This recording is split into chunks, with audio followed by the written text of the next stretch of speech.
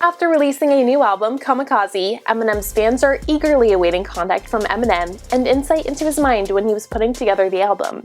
Fans got exactly what they wanted when Part 1 was released of a Kamikaze interview with Eminem and Sway, and the information he revealed was very interesting. Subscribe to TheTrendy to be the first one notified of all our awesome new content, and give this video a like. Now, let's get on with the video with everything you need to know about Eminem's most recent interviews regarding Kamikaze. When Eminem was asked why he dropped another album unexpectedly after Revival less than a year ago, Eminem responded that he wanted to surprise fans so nobody could give input before actually listening to the music. This precedent was set by Beyonce back in 2013 when she unexpectedly dropped a new visual album without any press or even hints beforehand. Now it's not uncommon for artists to release music without publicizing it first. Eminem then went on to discuss the criticism he receives for his music and said that he is open to constructive criticism, and then started criticizing his Relapse album for having so many different accents. He stated, quote, "I always say if it wasn't for Relapse, I wouldn't have been able to make Recovery, and if it wasn't for Revival, I wouldn't have been able to make this album," end quote.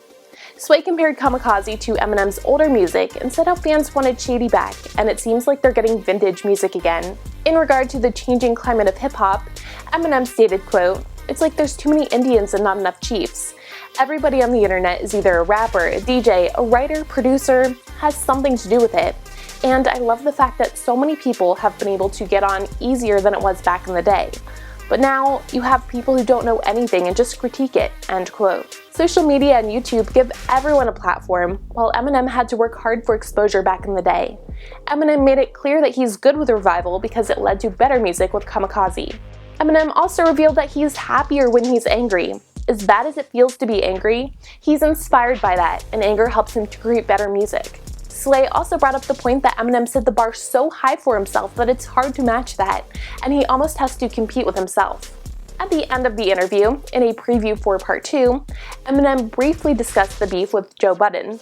He included a diss of Budden in the track Fall, rapping, quote, "Somebody tell Budden before I snap, he better fasten it, or have his body bag get zipped. The closest thing he's had to hits is smacking," end quote. Budden hasn't made new music for years, yet he tries to get publicity due to his affiliation with Eminem.